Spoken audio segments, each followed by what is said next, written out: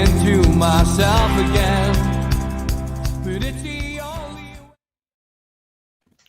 Welcome along to NUFC Matters. It's me, Steve Braith, with the lads for Match Day Live. Something a little bit different. Newcastle United obviously on a break as it's the international break. So we thought what we would do was provide a little bit of relief for you and give you the opportunity to watch one of those great games from the past. So we're going to use the Newcastle United Club's video link on YouTube for the match. And we're going to give a running commentary like we do for all of the league games. So looking forward to it. So good afternoon to Martin, to Daz, to Chris, to Al-Walid and to Spenny. How are you doing, lads? You okay? Yes. Yeah, all good, mate. Right, lads. Yeah, great. Great to see you. Okay, anybody who's wanting to watch this, the link is down below in the description box. So if you want to hit that now and just get it, well, just click on it and make sure that you've got it ready to press play as soon as we all press play. We should all be roughly round about the same time when we're watching the game. What we want really from everyone who's sending the comments in is your memories of that era, I suppose. Kevin Keegan, the entertainers, the team that played that day, you know, whatever you want to talk about. You know, I'm sure we'll probably talk about why people felt that we lost the league that year, because we did throw it away. But so many things we can talk about, and obviously we'll be giving a running commentary of the game as well. And hopefully, as I say, we'll all be able to watch it more or less in the same time. So couple of minutes before we start, Martin, just briefly, it's a fantastic game, this, isn't it, we're about to watch? It is. I think it's one that's etched in the history of the club. I was lucky enough to be there, October. Remember it well. I think we were obviously at a point in the league we were ahead. You know, everything was looking promising, and I don't think anybody turning up to St James's that night. Certainly from my perspective, I thought we'd do well, but I think nobody could have forecasted that result that came out of it. So for me, it was one of those games, probably along with the game when we beat the Macklams 5-1, probably two of the games that will be etched in my brain and history as a black and white fan. So yeah, it's a cracking game. Daz, same to you. Were you at the game? Oh no, I was 16 at the time.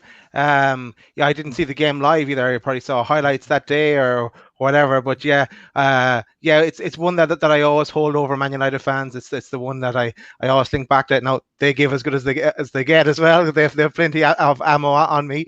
But no, it's the one that I hold most dear. And I remember my dad got me a VHS tape of the match, the 5-0, and since then I have a DVD with all our big games, and that one is on it. So I haven't seen it for a while. You all see clips of the goal. I won't spoil it for anybody in case anyone hasn't seen it. But no, it's a classic. It goes down in the memory for sure. Oh, it does. Chris, got a couple of minutes before we watch it. It's one of those games you never get sick of watching as a Newcastle fan, is it? Yeah, you know, when I was growing up, the reason why I got English Premier League soccer was my best friend family was a Manchester United fan, so that was an early best point to be bragging about, and you know, to say that we finally we just really conquered the other hated Manchester United team, and you know, it's one that I've always loved. You can't rewatch it enough, so it never gets old. Al-Walid, it's a special time for Newcastle fans, the 90s. We almost won the Premier League. You know, are you looking forward to sharing this with a few Newcastle fans? Of course. Actually, unfortunately, 1996, it was just before we start to air Premier League games and Europe League games. Back then, just the people in Middle East, they maybe more care about World Cup, so we didn't have opportunity to watch the game. Actually, I was followed by a newspaper that time. I read about it and it was very close for Newcastle to win this league, but I believe sometimes, as we see from many other teams, sometimes you need to lose to feel this experience. So this is gonna be your energy, and use it positively to win the league. And hopefully, inshallah, Newcastle will win the league soon. Spenny, you were at the game just like me. What a day that was.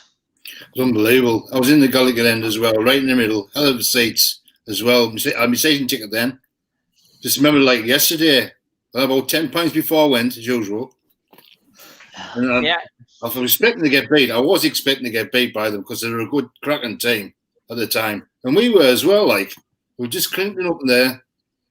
But I've never seen it on telly. I've only watched the match. I only watched the goals, obviously, when they'd been shown on Sky and that, but never watched the full game on telly.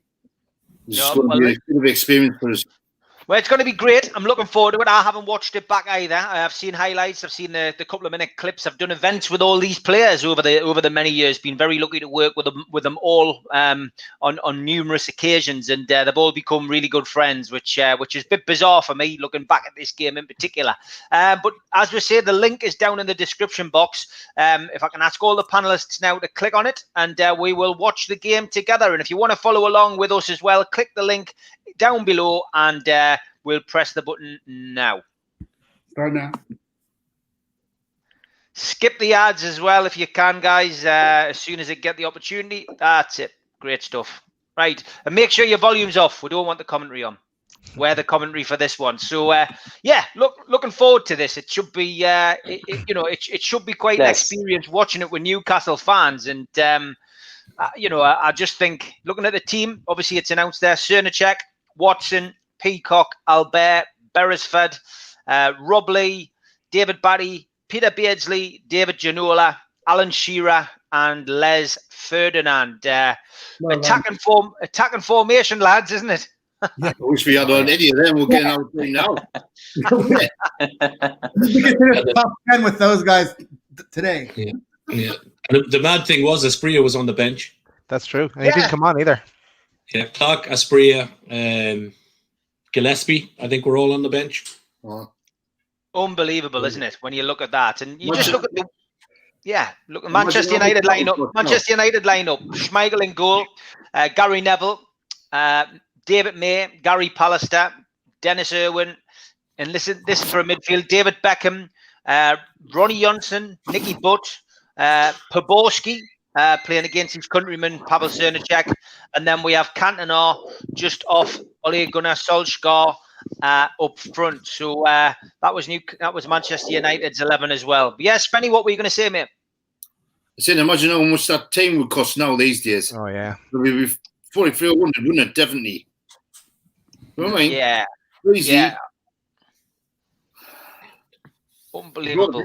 Record twice, didn't he, Beasley, when he got sold? Jasmine Black says, "Don't tell me the score." Spenny, you've already said in this game you were expecting Newcastle to get beaten. I mean, I've got to be honest. As I trudged up there in this on that October day, it was raining outside. Newcastle got thumped off Manchester United in the Charity Shield, of course. Embarrassed really at Wembley, and we all got soaked coming out of Wembley that day as well. But you expected us to get thumped. I expected us to get thumped. Martin, what about you when this game was taking place? Did you expect Newcastle to get beaten that day? Like you, I remember walking up. I think I stopped in. I think I stopped and I had Chinese on the way up. I think if I remember rightly, after a few pints. Normally, if we went down, a couple of lads, we used to head into Bambra's first for a few pints and then wander on up. But yeah, I thought we'd give them a game, but I didn't think it would be like it ended. But I thought we'd give them a good run. Yeah, the kickoff now. Yeah, kickoff now. Yeah, okay. There we go.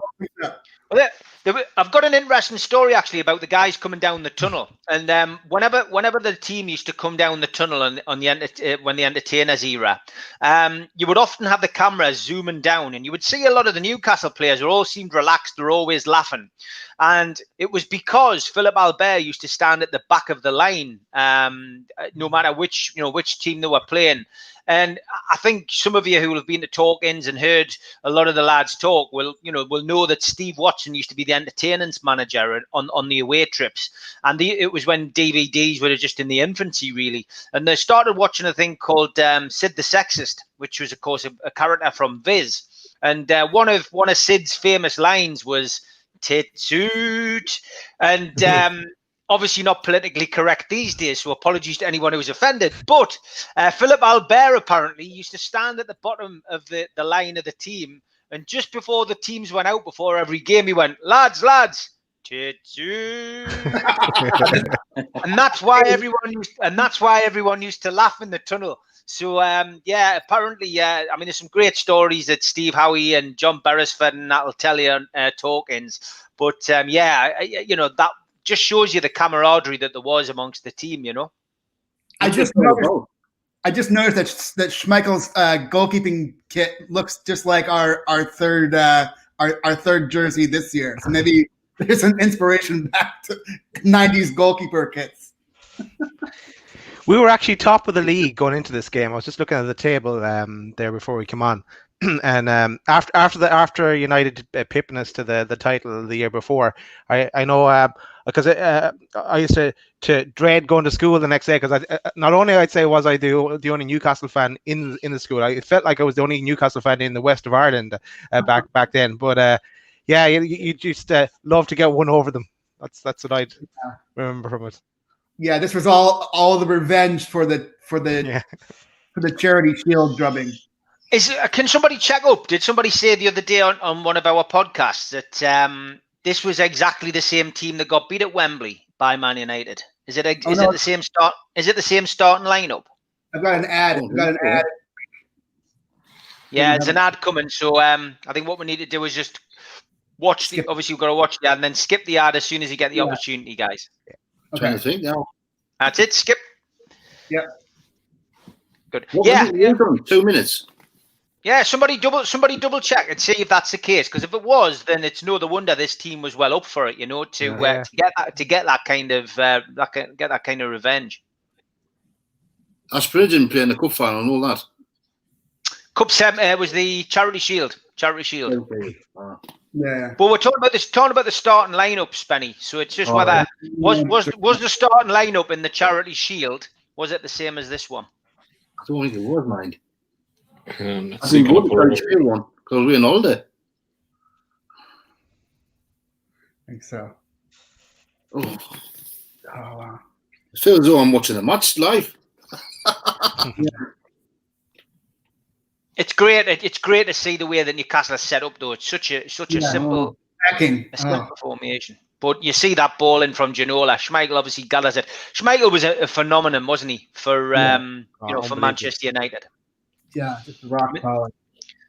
That game that Newcastle played at St James's Park, when obviously we had about 50 plus shots on goal, and Schmeichel more or less saved every single one. And Newcastle lost the game 1-0, and Cantona got that winner. It was weird because we used to have our seats in the Gallagher end, me, my dad, and my brother. And when we're sitting at that end, and we got in time for the final warm ups, and all we saw was Cantona basically practicing, chesting the ball down, hitting it, chesting the ball down, hitting it, and of course that was the goal that he scored. It just shows you, the mindset of the guy. He was a good player. He's a consummate professional. Apart from when he dived into the crowd and kung fu kicked somebody in the head, like Palace. Yeah. That Charity Shield team was exactly the same lineup. Was it? Yeah. So good knowledge from whoever it was. I'm not sure I can't remember who it was this week, but somebody said that was the same team. Like. Yeah, exactly same line. It's Ernicek, Watson, Peacock, Albert, Beresford, Beardsley, Batty, Lee, Ginola, Shearer, Ferdinand. That's a touch of Kevin Keegan. That's a touch of Kevin Keegan quality there. Not the greatest of coaches, but what a man manager. You can imagine him in that dressing room going round telling everybody this is your opportunity to get revenge, and somebody like Alan Shearer in the dressing room doing exactly the same, That's what it's all about, isn't it? So it's part of the job, isn't it? Some of them all look like that. Yeah, Nicky You know- Butt doing it all. I used to Yeah, love Nicky- Nicky Butt as well. Nicky Butt wiping Ginola out, and you know what the beautiful thing about watching that is, it's not Nicky Butt wiping Ginola out; it's the fact we haven't had to go to a VAR decision. No, Yeah. Keane must have been injured here or something. Yeah, Yeah. it's not the strongest Man U team of that era, is it? No. Really, when you look at it now, as a Newcastle fan, I've never really looked at the Man United team in depth. So Yeah. is McClare on the bench? McClare was about then, wasn't he? Brian McClare. Was he? Yeah, the he striker? comes. I think he comes on. He's down as Oh. coming on for. Yeah, Old- Man United's shocking- bench that day was Van der Howe, Phil Neville, Jody Cruyff, McClare, and Scholes. Scholes on the bench. Yeah, Scholes on the bench. young Scholes. Best Man U player I've seen for like English wise. I bet them better than him. Scholes. So Steve very Bruce wasn't there, huh? Steve Bruce. Since Scholes was the best for me, like all the young ones coming up, Beckham and all them. Brilliant. Yeah. That was a dive. Yeah, Fungo Freddy says the 5-0. The best thing about this game was Albert bossing Cantona all game as well. Took no shit, I think he meant to say. Tom Lynch, rule 1 for Newcastle fans does never call Man United United. You get told off. One of the girls got told off for that, I think, as well, Samantha. Jason Carter, we think this game is fast these days. I think today's players would struggle to keep the pace with this kind of game. Yeah. Yeah, Fungo Freddy says, bet the advert was the petrol company with the tiger, was it? Fungo Freddy says, no, it was a Scotch VHS advert with a skeleton. Now that was a good advert, that pre-record, not fade away. Pre-record, not fade away. Good old days.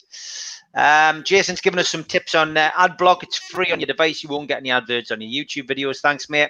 Keith Rowell says, I was on holiday in Scarborough at the time of the 96 Charity Shield. Went to a pub that was playing the NUFC game. Painful memories of the 4-0 defeat before this classic match. Yeah, got to take some pain before you get some enjoyment. We're up to about 7 minutes in. If you've joined us late, we're watching the official Newcastle United Club YouTube version of this. So if you want to watch in tandem with the guys, get yourself onto that link, which is in the description box. And we are 10 minutes and 22 seconds in on the actual video itself. So, but where?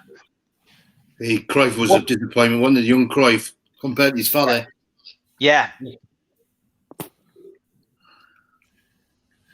I tell you one thing though, how much will we be screaming out for a right back now, like Stevie Watson? No, I love Stevie Watson. You know. Legend, wasn't he? I remember that his debut when he did that somersault throw in. Yeah, Mr. Versatility, wasn't he? Mr. Versatility. Janola's got a corner. Floats it in. Like we had Stevie Watson playing right back, like to such a degree, like we had Barton on the bench. Yeah, true. Yeah.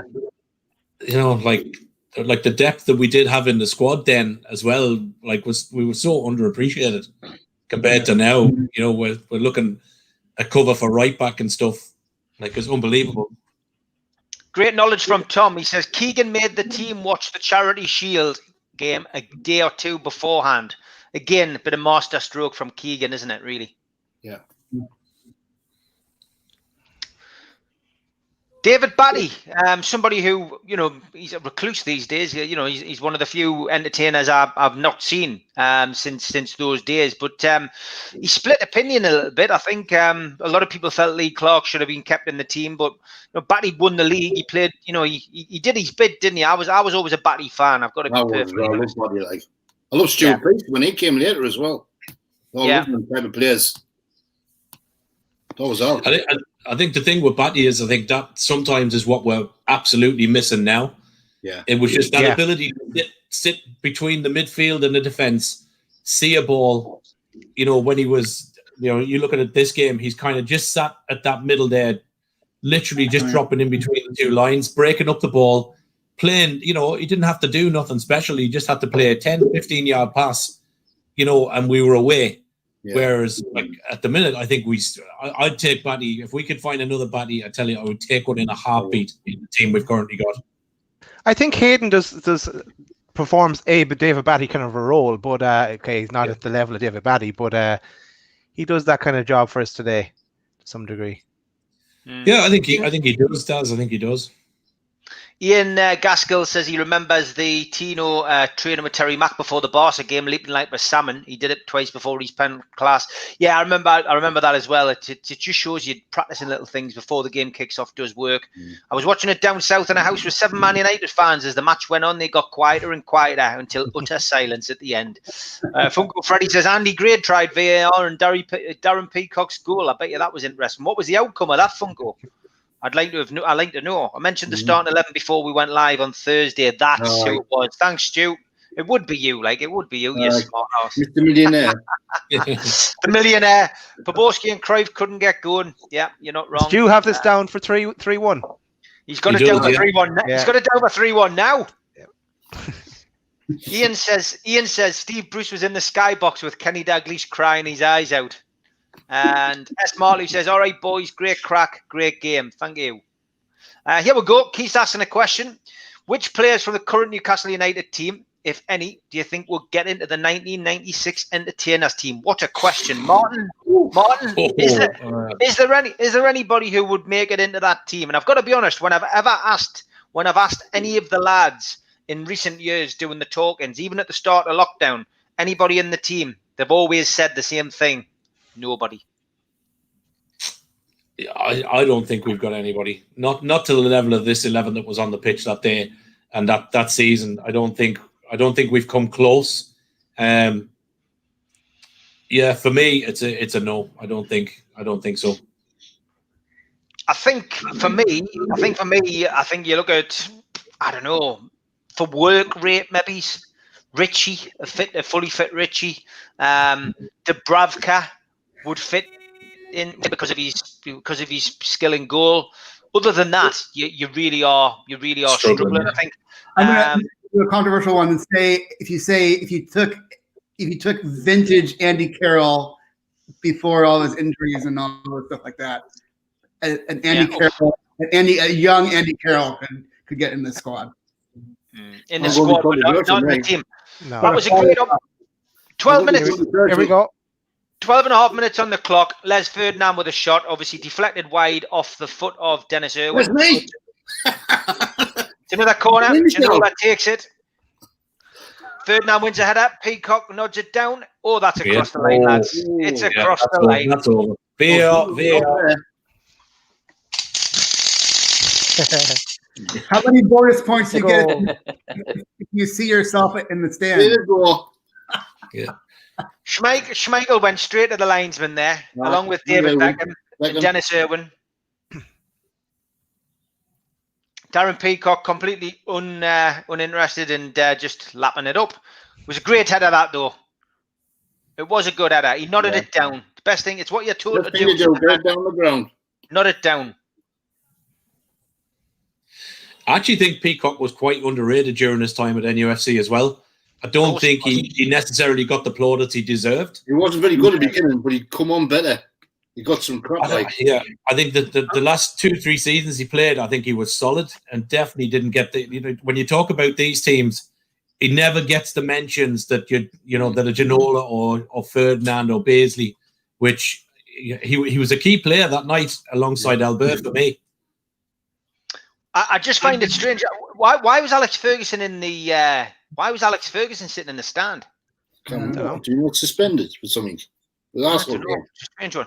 Anyway, Keith's asked the question: which players from Newcastle United's team, if any, do you think will get into the 1996 Entertainers team? Daz? Yeah, I think I'd agree with you with Dubravka. Now, that's no offense to Pav. God rest him. But yeah, say maximum on his day, he'd have to take out Ginola. I don't know. I think just the keeper, really. That's the only one that you could even make a case for. Yeah. So Maximin's a pretty good show. We've got another advert coming up anyway during the game. So we'll just make sure everyone skips it at the same time.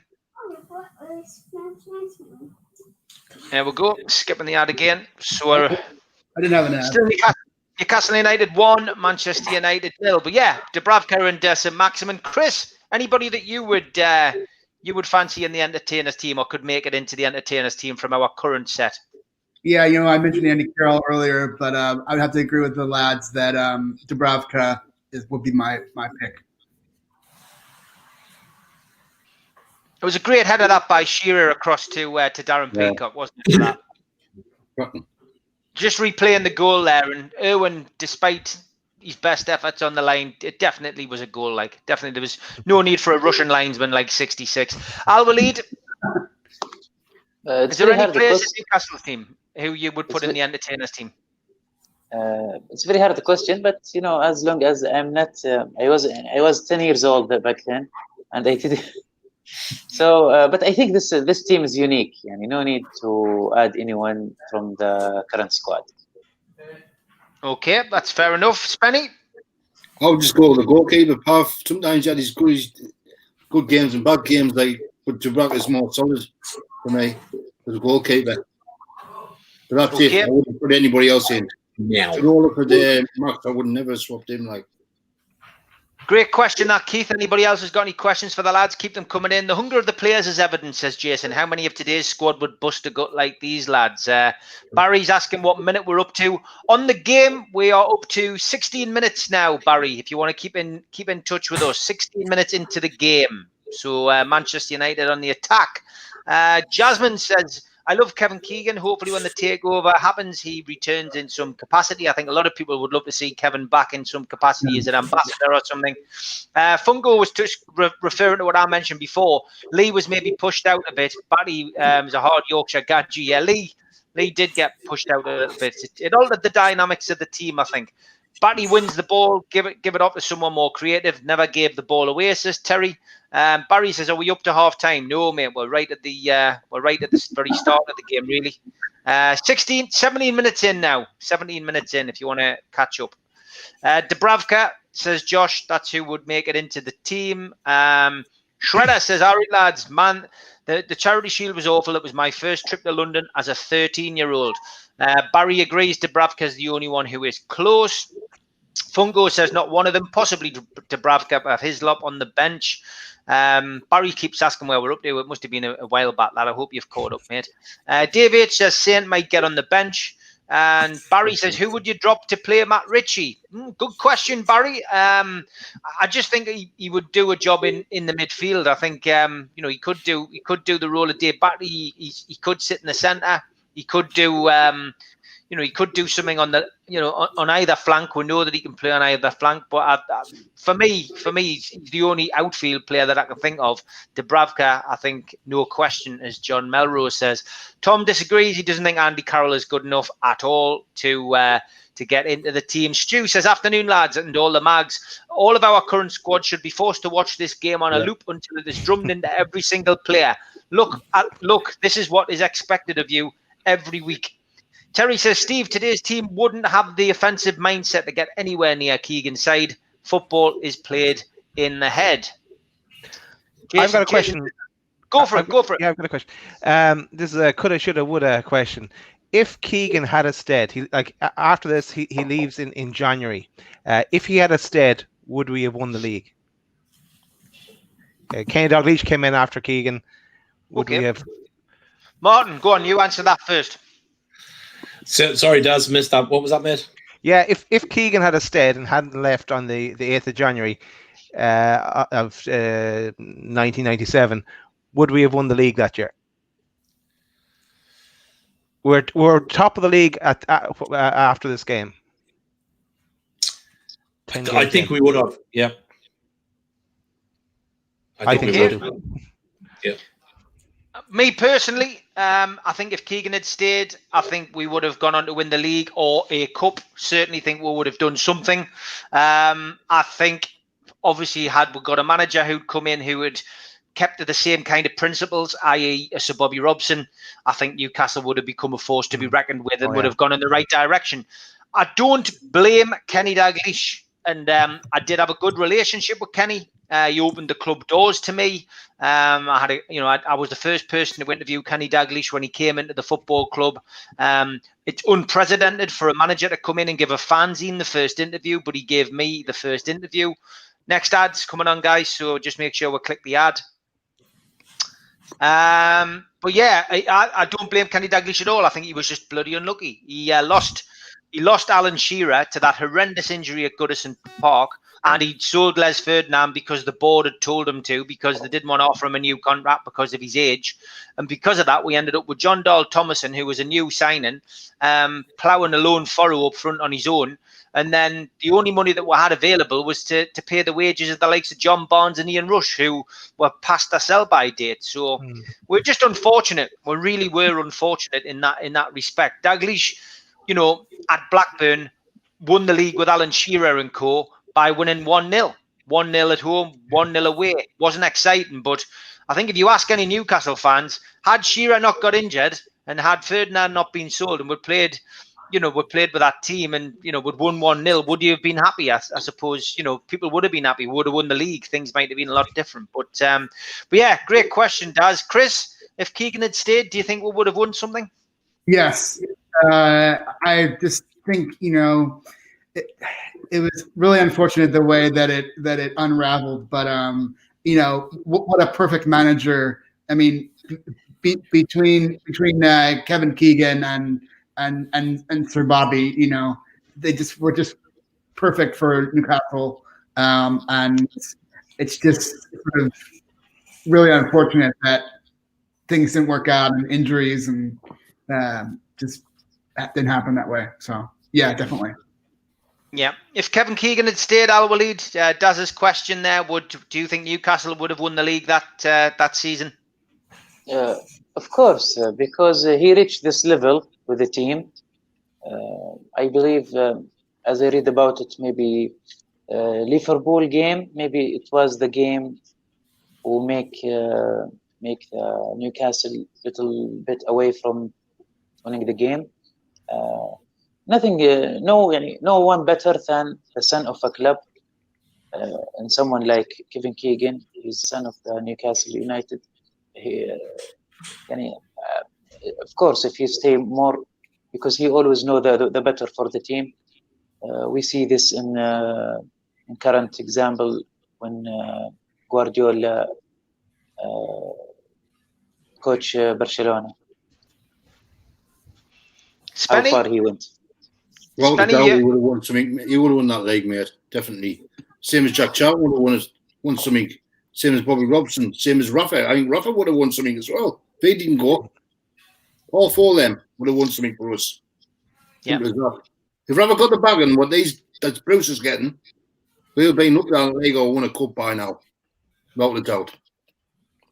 A lot of people talking about the atmosphere. Obviously, we can't give you that, and you can be watching it on your actual feed of the game. And just for those of you who are tuning in late, we're just going to skip the ads again, and we are now on the 22nd, coming into the 23rd minute. If you want to play catch up, we're watching it on the official Newcastle United version of the game. Ginola has just got the ball outside the box, and he's clipped the ball in. And it's cleared by the Manchester United defence. But Newcastle winning 1-0. Darren Peacock's got the goal, and Newcastle certainly dominating this game in the early exchanges. Talk about the atmosphere, Martin. What's the atmosphere like? Yeah, I mean the interesting thing, we talked back on the atmosphere. Then let's not forget the capacity was only 36,500. Oh. So it wasn't the capacity that we have now. But like that night, I think it was one of the nights. Like my ticket, I was in the left-hand lower corner of the Gallagher, about 5 rows back from the pitch. Now I think I kind of went between the 5th row, the 1st row, the Bordens, and back again multiple times that night. But it was deafening. It was like when I remember when the last goal went in, the noise was one of those that when you came out, your ears were ringing. Because you had no voice, you were tone deaf. It was just unbelievable. And I think, I don't think we've ever made as much noise, even with the 52,000 we've got now. I don't think. I've never heard it again. I genuinely feel nowadays the atmosphere is not the same, and I'm not sure whether that's a combination of the stadium changing, whether it's a combination of football changing, whether it's because the certain era that I grew up in is getting older. I just, I don't know. But that atmosphere from that particular game is so different, isn't it? So different, Martin. I think, if you, like, certainly from my age group, like the lads I went to the match with, I think like we were definitely a bit madder. I think. I don't think we just were. Like, I mean, you were, 9 times out of 10 before you got to the match, you were kind of half well cut anyway. So you were bouncing before you got into the ground, and then the match, sometimes became a second piece. But it was just, getting up there and getting into your seat, players coming out, man. It was just, I think there was a thing on Twitter there the other day about the top 5 away days in football, and Anfield got the first place above St James's Park, and I tweeted back saying absolutely not a hope, and took a little bit of flack for it. But I don't think on its day, that game, I don't think there is a ground in the world that is any better than St James's that night. Daz, when you look at it, is it down to the fact that virtually every single player in that squad had a song? You know what I mean? If you weren't singing, Shira, you know what I mean? You were singing the Philip Albert song. If you weren't singing the Philip Albert song, you were singing the Tino song. There was a song virtually of everyone. Pavel is a Geordie. The songs throughout that team. Was that a big part of it? I imagine it was. I couldn't hear anyone singing from the west of Ireland on that night, but just in regards to the atmosphere, I imagine it was amazing to be at the game. I imagine it would have been amazing to be watching it in the pub in Ireland as well. I know I did go to the other game that you mentioned from the season before, where Man United won 1-0 and Schmeichel was like a wall and in a pub with all Man United fans. So I would have liked to have been in the pub that day for this result, but different era, I guess. They were on such a high. It was all anyone talked about. I imagine it was.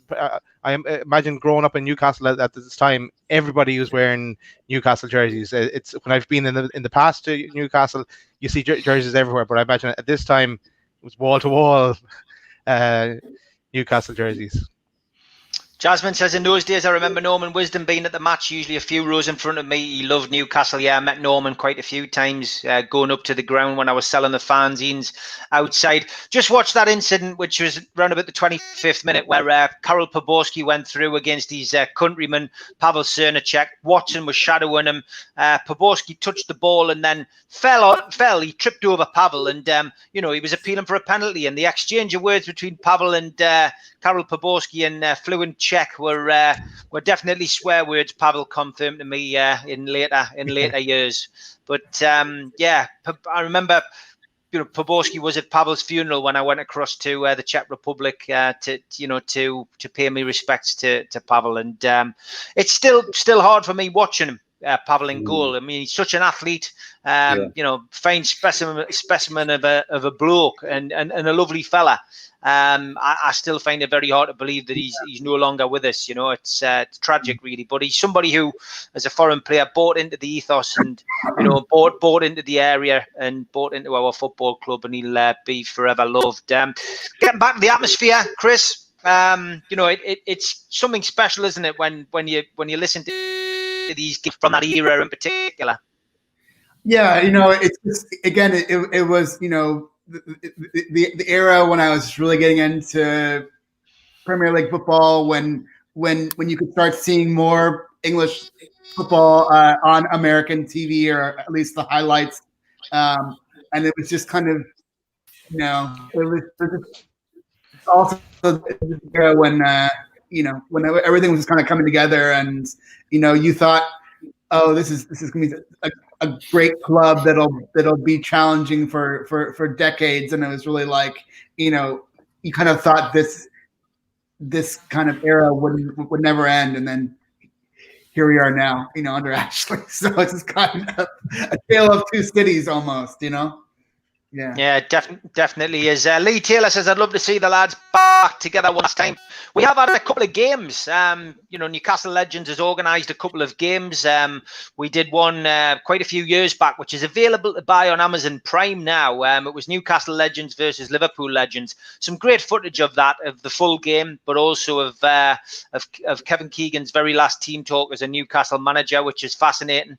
And Yeah, and then a couple of years later, I did Newcastle versus Man United. We did a 2-2 draw up at Kingston Park, and we raised 54,000, I think it was, for Alan Shearer's charities. So we have had those kind of comebacks, and we always do. You know, when we're not in a pandemic, we always do events.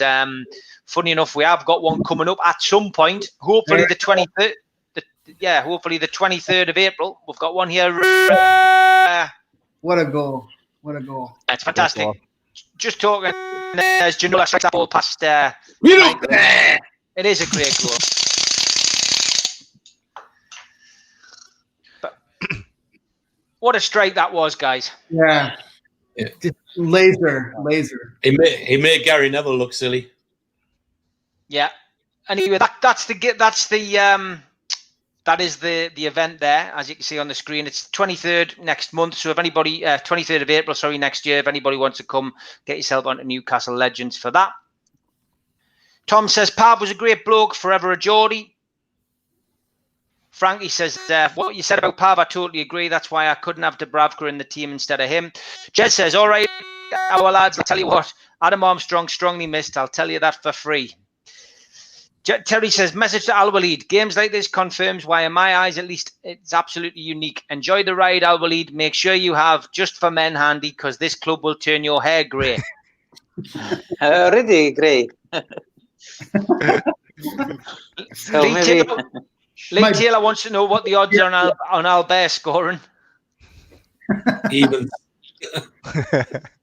And Keith Rose says, everyone talks about Janola's goal against Ferencvaros in this season. I also thought his goal in this game was great. A cracker of a goal, one of Janola's best. Yeah, I think this was the goal that really, the first goal was kind of a hack, but this goal was really the one that put Manchester United back on their back heel and said, this club is a force to be reckoned with, and we're going to dominate. So I think that was the turning point right there. I'd like to think that was Janola's first of the season as well, so it wasn't a bad hit for a first goal. No, definitely not. What a belter. Absolute belter. Ginola was English player or French? French. Signed him from PSG. Yeah, PSG. I think it was 2.5 million or something like that. Yeah. It's a great angle of Janola's goal behind the goal, isn't it? I love when you see the nets, bulge. Yeah, bulge. The best goal I ever seen, Newcastle, Ginola. And that free kick against that European side. Ferencvaros. Oh, yeah. I've never seen out like it in my life. I was stood right behind it as well. He did it. It's all about skill. I can see Newcastle really control this game from the beginning. Yeah, I figured out why you use the Starbucks background, because the only letters you can see is STAR, star. The rest is the other side. Al Walid is somebody who's obviously not been to Newcastle as much. I mean, the atmosphere when you listen to some of the footage must be incredible. I bet you're looking forward to experiencing that. When you come over here. Yeah, of course, I'm looking forward for that. It's my plan, priority plan. Spenny, there's nothing better than Newcastle United's ground, St James's Park, rocking, is there? Nothing at all. But I liked it when I stood up, mate, like Steve. I loved it in the corner when I stood there and watched the games. But that was an atmosphere. Everybody singing together, hugging each other and peeing on you and all sorts. And little bonfires and that rockets flying about. Nothing better than going home stinking of someone else's piss, Spenny. You're right there. Yeah, the bugs even smell. Remember them Gallagher blocks? Flip the neck. The old Gallagher. Some games I drank that much I went home smelling my own. The old Gallagher blocks, flip the neck, man. Yeah, I remember them. We had trees in drenched. They had no roof. It's more on the ground when you're having a piss, man. Oh, sorry for swearing.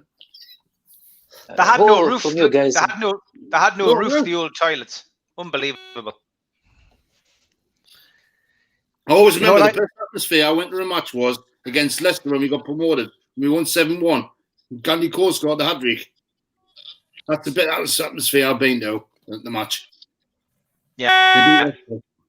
Who attended this game in St. James Park from you guys? Who was at Who it? was that? Me. All. Oh, three of you. Okay. Okay. Me, Steve, and Spenny. Yeah. I was actually Oh, shooting a Gallagher, I was shooting a Well, we think, documentary. I was shooting a documentary on the morning of the game, and I had to sell the fanzine outside the ground, and the cameraman filmed me outside the ground, and it filmed 5 different people all going to the game. It's a program. I think it might be on YouTube called "There's Only One Alan Shearer," and it's it finishes off with me standing selling the magazine outside the ground, and then the goals go in. It's a fascinating program just to watch it. It captures that moment in time, you know. But fantastic game to be at. This, honestly, it's just one of those you just couldn't believe. Especially, I think it just meant more to anything us than anybody, and I think we felt we would go on and win the league after this game. The atmospheres are not the same like this anymore either. When you go to the match, like you said, the young ones don't know what they don't sing as much as what we used to when we were at the games. Yeah, James Bruce was a pundit on Sky. Yes, Barry Hogan also makes the point that Andy Gray, after the Jola goal, wasn't on about the goal. He was still whinging on about peacocks. So it just shows you that Andy Gray and Richard Keys have still never changed their opinion about Newcastle United. They've always had an agenda against us. Always. You know what I miss? That we don't see today is the Peter Beardsley shuffle, the little shimmy that he used to do. Just love that. Anybody tried it themselves? Remember doing the Gascoigne shuffle? I was about 12 stone then. Was that at the bar, Spenny, though? Was that at the bar? When I started drinking, 12 years old. Well, we used to go to that Novocastrian club. It's not there now, is it? Opposite the Black Bull. Used to start off there, go on the Black Bull, and then go down that way. That's where we used to start drinking. On that way. You used to go on the bookies further down from the club and go over to the Black Bull. That's right, yeah. The Novocastrian used to be owned by the Sayers family. Used to have that. Yeah, aye. That was Yvonne Sayers used to run it. God rest her soul. Lovely Tom pint Lynch, there. did they have footage of you working in the post office in Gateshead, Steve? Yes, they did, Tom. That's the programme. That is the programme. I'm pretty sure I had it on YouTube a while back. I'll have to dig it out if I haven't. But it's well worth a watch just to see how the fans were. Yeah. I mean, Man United didn't hold back in this game, did they? The midfield was sticking. The midfield were really sticking in. Oh, Shearer hit the post there. Forgot about that. Yeah, and I'm saying Cantona. I heard, I don't know, he didn't play very well. The thing is, a lot of people say about the Albert goal and this, the Ginola goal was just as good there, wasn't it? That now. Shearer was unlucky I think there, for mate. me, the night itself, the goal for me that I enjoyed the most was when Shearer did eventually score, because he was getting so much jip off the Man United fans in the corner. It was unbelievable. Can anybody believe that they still continue to sing that bloody song whenever we play them? About They'll never Shearer. give that up. They'll never give that up. Yeah. But it's just ridiculous. It doesn't even make any sense singing it now. Do you know what I mean? And They even started singing the Braden Races, didn't they? They started singing the Braden Races and changed it to Manchester. Copying our song. Yeah, that does knock me. That really does. The fact that but they're not the only team to do it. Sunderland do it now. They've got the Roker Races. Yeah. Don't know where that Roker Races is. Might have been down Pink Lane when they were running away from our minor. The donkeys. Yeah. So, lads, I've got another question. I'm here with all the questions today. But for Steve, Martin, and Spenny, was this the best game you ever attended, or was there a game that bettered this for you? No, second best game for me. Second best. Second best. It's Barcelona in the Champions League was the best game for me. 3-2 with the Spria. Yep. Best amazing. game I've ever been to. My third best game. My best game is when we beat Sunderland 5-1, and then we beat Leicester 7-1. Then we 2 before this. Let me check, Spenny. Yes, I have those games here as well. I think for me, just for the the fact that it's against Manchester United and it's 5 and it's a clean sheet, and we exercise the ghost of the Charity Shield for a game to be attendant to. I think this one had it all, and it even up until the 90th minute, you felt Newcastle could score again. This is probably my top game as a Newcastle fan at St James's Park, closely followed, it has to be said, by the games that Spenny and Martin have mentioned. The Sunderland 5-1 was very special because beating the Mackhams by that scoreline is your local rivals and humiliating them. Yeah, exactly. Barcelona, yeah, it was a big game, and again, it was enjoyable to watch. I remember that game, and I remember not enjoying the second half at all because Barcelona came back into it, and Newcastle were hanging on by a thread, really. But it was a good game. But there's been some great ones. You think back over the years that I've been to, and I love the games where you win by the skin of your teeth, and I've seen a few of those. Roy Aitken's debut, when Newcastle played Leicester and we beat them 5-4, was an absolute humdinger of a game to be at. Right. You just remember it. I remember that one, really well. I remember the Gascoigne's comeback. Yeah, the 4-4 against Arsenal. Equalizer, yeah. Oh yeah. That was an absolute belter as well. Gascoigne's comeback was good. So many happy memories, really. Yeah, there's there's so many games to pick from. It's always really difficult, and I suppose you could probably go through the seasons that you followed Newcastle and always pick out one highlight. You know what I mean? Batty and Butt getting stuck in. Oh, here we go. Yeah, I love that. I think the other thing, just a point of note on the match. I thought the referee, when you watch this back a few times, I thought the referee had a really good game. Yeah, like he didn't give a penalty to Man U. It was a good start, wasn't it? The two teams that they were going for it, like some of the tackles that were going in where he just waved play on, like he only really put the cards out when he needed to. Like I thought like Steve Dunn was the referee. All things considered, with the pace of the game and what went at it, I thought he did a really good job. I'm telling you now, Batty and Butt for that bit of violent conduct between the two of them after the challenges went in, and then there was the pushing and punching. They would have both been sent off today. Oh, they would have been reds, yeah, absolutely. Oh, definitely, yeah. Nicky Butt knew at that point. He was like, "I've got this wrong." Yeah. Basically goes in. Batty just basically goes in over the top. Then Nicky Butt tries to trip him up, and then there's just a flashpoint on the pitch, and Bat straight in. But Butt was the aggressor straight away with his double hands on, and then Batty just got him by the throat, didn't he? Like that, and get on there. Amazing. Looked in me like. Yeah, I'd have to say, obviously I've only been in UK since 2015, but my two best matches were both Manchester United matches. First, both the 1-0 wins with Richie scoring, and then Matty Longstaff. Just amazing atmospheres. Keith Rolls asking a question to the panel. What is your favourite Newcastle match atmosphere at St James's Park? What was the last game you remember having a cracking atmosphere at St James's Park? If you're talking about atmosphere all the way through, I'll take this one first. And the last one I can genuinely remember is probably the Sunderland game where we beat them 5-1. The atmosphere throughout the whole day was fantastic because we were the better team from start to finish in that game. So, for me, it was that one. Martin?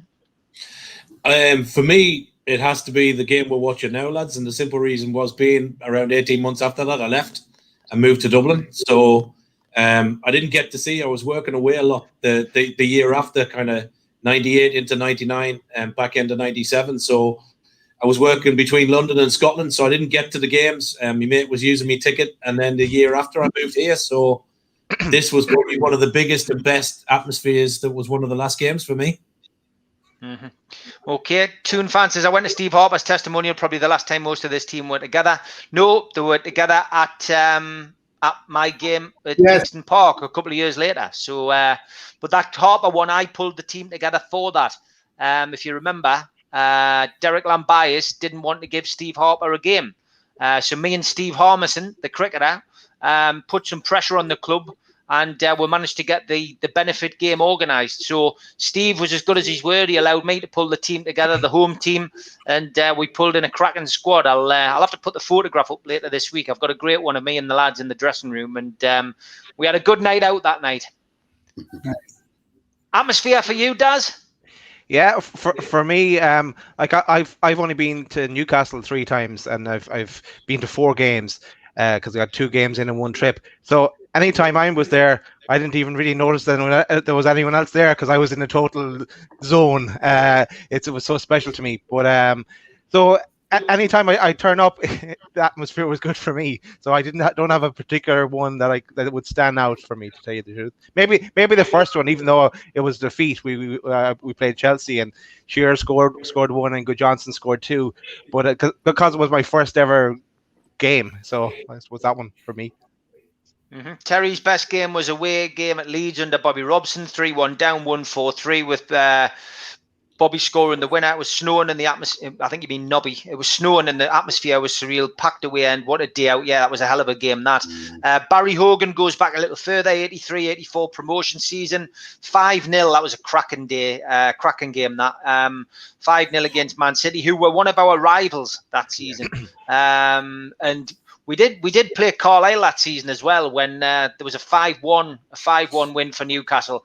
I remember Alan Shoulder stepping up to take a penalty against Kevin Carr. Kevin Carr saved it. Newcastle went down the other end and scored Barry. It was a hell of a season and a hell of a run in for us. Tom's top 5 at St James's Park: Sunderland 5-1, Man U 5-0, Leicester 7-1, Barcelona 3-2, Man United 4-3. I would add Spurs 7-1 to that as well. I think we beat Spurs the same season we beat Man United by about 7 goals to 1, and it wasn't long after that Kevin Keegan walked out as well. So yeah, Jasmine says, didn't Tyne T show every Newcastle home game on Shoot? Be good if they could upload all of them, see more of Supermac, etc. They probably did. There's a lot of stuff kicking around in the archives, but whether we ever get an opportunity to see them, who knows. Keith says, Gary Neville talked positively about the atmosphere at St James's Park and how big the games against Newcastle were. A lot of the Man U players did. Tom Lynch, Barcelona at home was a huge occasion. I missed seeing Oasis for that one. Yeah, I remember that. Question from James. He says, I know that people have different opinions about this, but who or what do you think was to blame for the title loss? I told you before the game, lads, we would get this question. Spenny, I'll come to you first. Why didn't Newcastle win the league? We bought our brother. Right, okay.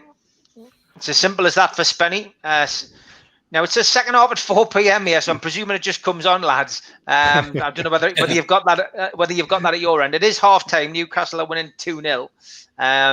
I'm not sure whether it just comes straight on this particular footage. I'm presuming it does. And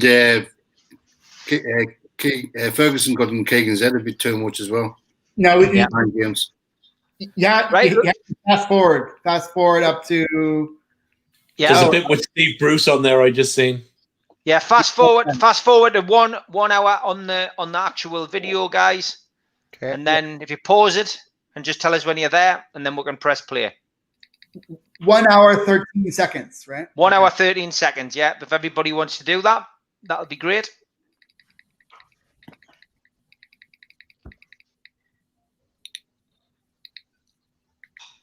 Are you there, guys? Yeah. Yeah. Right, let's press play them. And I think we've got an ad coming in 5 seconds as well, by the looks of it. So as soon as you start, skip the ad. I reckon we're going to hang on. We're going to hang on. We're going to win this one. Your ads always different spaces than mine. I don't know what to do. Yeah, mine are a bit different as well. I'm okay. I'm a 45-17 on the match. Okay, well, Man United have just kicked off. I'm about 10 seconds behind you, but that's fine. So yeah, Spenny reckoned it was down to Tino Asprilla signing. Al-Walid, have you got an opinion on why Newcastle didn't win the league that year? Because there's a lot of people have different opinions on this. From my reading during a preparation of my shows, I believe Liverpool game, the 4-3. Okay. Down to that game, down to one game, you think that the momentum, basically came out of Newcastle's team after that. Okay, Chris, why didn't Newcastle win the league that year? Yeah, I'm going to go a little counter and say it wasn't anything that Newcastle did, but it was just that whole string of 1-0 matches that where Cantona just putting it in the back of the for really did it. I don't think it was anything that happened on our side. It was just more so what was happening on Manchester United's side. Yeah. Okay. Daz. Yeah, I think it was and I've seen it on or heard it in podcasts and whatever before, but I think it was down to experience. Man United had the experience that they'd been there, they'd done it before, and Newcastle were on such a run, and it just kind of fell apart from at the end, really. And yeah, what Spenny mentioned, the Keegan rant, I would love it. I get reminded of still to this day. Yeah, I think it just the experience, really, that Ferguson and the United players had it, and we didn't really, and that's what let us down in the end. But I think if Keegan had hung on, we weren't far off doing it the following season, or if he could have stayed for the season after that. We were building, and he wasn't concentrating on as attack as much. If he could concentrate on the defense as well, we could have grown, and then that's when we would have had our day in the sun. Martin. Yeah, I think Daz is right. I think we were on such a run. And then I think, obviously, as he said, Man United was so accustomed to that extra bit of experience when they were up against it. They were just plugging out little 1-0s and just kept going and going. And I think, Ferguson had built that experience into them. I think from our team, I don't think we did anything wrong. I think it was just that experience. But, the piece with Keegan and the rant and the other things on. Ferguson was a master of mind games. He was very clever at manipulating the press, very clever at getting, a couple of sentences out. And I think he the bit with the leads and Keegan's rant. I think Ferguson was clever. Ferguson knew that, team-wise, Newcastle were well ahead. They were flying 12 points ahead. He resorted to whatever tactics he could to put a bit of a speed bump in there. And I think he was very... As much as it was awful to see us lose the 12-point lead, you have to kind of, to a degree, take your hat off to Ferguson and go, touche, well played, lad. Because I think he used his experience as a wily manager, and just put the rattlers into Keegan, and then I think just experience told, and that was what won it for them in the end. I don't think it was anything. Team was played as we played, but I think it was just we were just beaten by experience. We weren't beaten by a better team. Put it that way. Terry Atkinson says, when Man United beat us at St James's 1-0 was devastating. We battered them and Schmeichel played the blind. I never felt so down after a game. I realised it was slipping away. Barry says, Tino ruined the structure of the team. Trying to play him, unbelievable player, but he didn't suit our game. Cantona and Schmeichel having wonder games is what cost Newcastle United the title that year, says Jasmine. For me, I've got to be perfectly honest. I think it was down to... a couple of things. It was down essentially to Manchester United being in that position in the past. They'd won trophies. With the exception of Peter Beardsley, there wasn't one player in our starting 11 who'd ever won anything or been in that situation before. So I think that had a big part to play. Certainly the fact that Cantona and Schmeichel were playing out of their skin, I would agree with that. And Cantona 1-0 was a regular scoreline in the season that Man United won the league. And I also feel that Lee Clark, I've done talkings with a lot of the players, and a lot of them are very unwilling really to point a finger at one particular thing. But I think that Lee Clark being taken out of the team completely unbalanced it. I think putting Batty in there meant that we had to play Beardsley out wide. I think there was a lot of players, were playing in unnatural positions. Some weren't playing at all, like Lee Clark. So I think it was, mainly down to the formation change, and a bit like putting square pegs in round holes, which is a little bit what Steve Bruce does now. He's playing Hendrick out of position now because he wants to play him because he signed him, but he's not getting the best out of Hendrick because he's not playing him in the right position. And I think the same could be said of Kevin Keegan in this particular time. Why change something that wasn't broken? He was always looking to progress, always looking to improve. But I think that was probably his biggest mistake. And it's no offense to David Batty, because David Batty was one hell of a player and I really liked him. But I just think, unfortunately, it did eventually end up costing us. But opinions are like arseholes. We've all got one. Steve, I wouldn't ask you to speak for Lee Clark, but is that what Lee Clark believes too? That it was the dynamic of him being changed out for Batty. Lee Clark. When you ask Lee Clark, he won't say that, but yeah, I mean he knows he could have contributed to it. But I think it's as simple as Peter Beardsley not being utilised in his best position. I think, and that was down to the fact that they brought David Batty in. Look, Clarkey was happy. Clarkey was happy if the team's winning and he's not playing, he's happy. But I think if you're sitting on the bench and you're watching the team self-destruct, then that's it. Graham Fenton's goals, I've met Graham Fenton on many occasions. You just couldn't have gone for those results, could you? Getting beat off Blackburn, the Leeds result, like Martin says, the psychology with Kevin Keegan and Sir Alex Ferguson. Sir Alex won that battle hands down. It's incredible, Keegan came in and he reinvented the wheel with a style of football that he was playing, and ultimately, I think Kevin Keegan showed the way for Arsenal and for Arsene Wenger, because Arsene Wenger adapted the similar style, but he built it with a cornerstone of a rock solid defence. Do you know what I mean? And that's I think the one thing that the Newcastle players don't like is when people look back on this, they go, yeah, well, Kevin Keegan would, he'd be happy if he won the game and, the opposition scored 3, but we scored 4. But when you actually look at the final league table for this season, Newcastle's back 4 weren't bad at all. Do you know what I mean? They weren't leaking goals every week. It's only because of the Liverpool 4-3 game that people feel as if they were.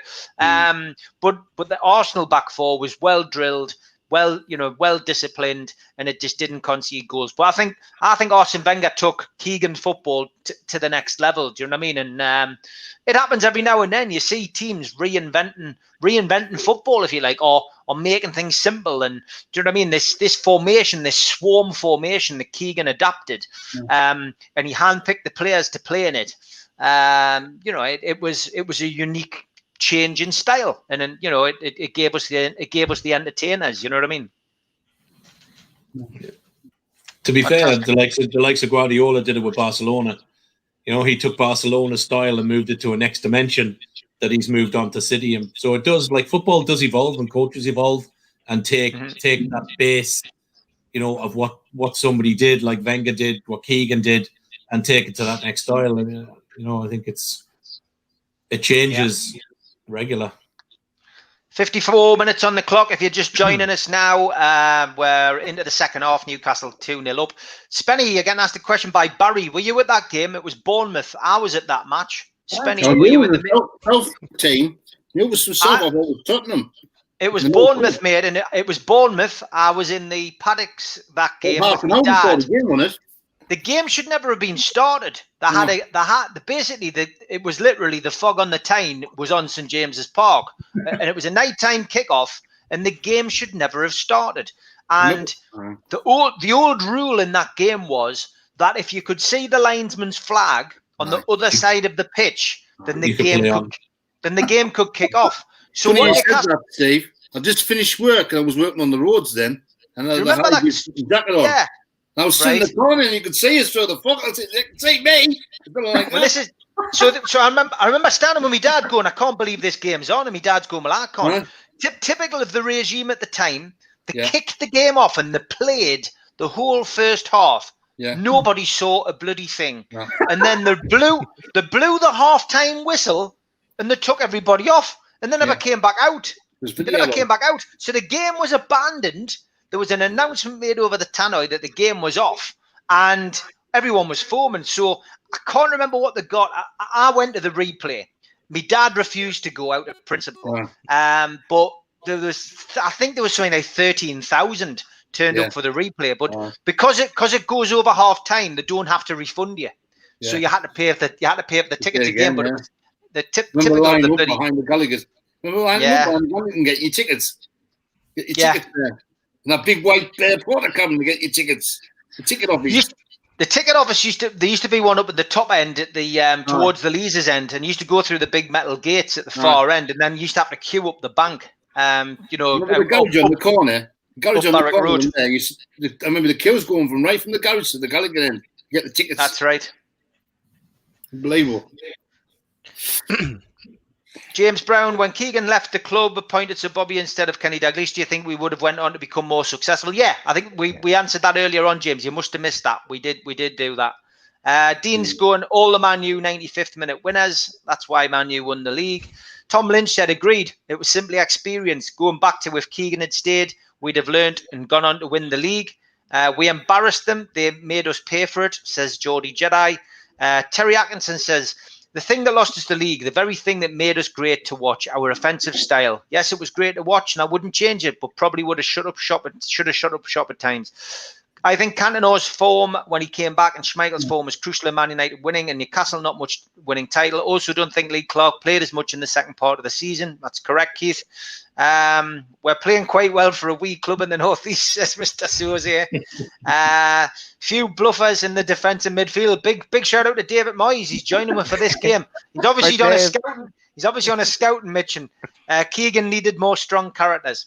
And that's what he's saying about the running. We had the third best defence under Keegan, says Tom, just backing me up what I was saying there before. The injury to Keith Gillespie on Boxing Day didn't help the balance of the team, plus Man United winning 19 out of the last 21 matches didn't help too. How much of an influence do you think Freddie Fletcher had on Newcastle becoming the entertainers? Good question, Sean. Not often we get asked about things in the boardroom. Freddie Fletcher, can you remember much of him, Martin? Yeah, I do, yeah. Yeah, he did. I mean, he backed managers, so I mean, you can't, I don't think he didn't have everybody as a fan, and certainly as the latter days went through.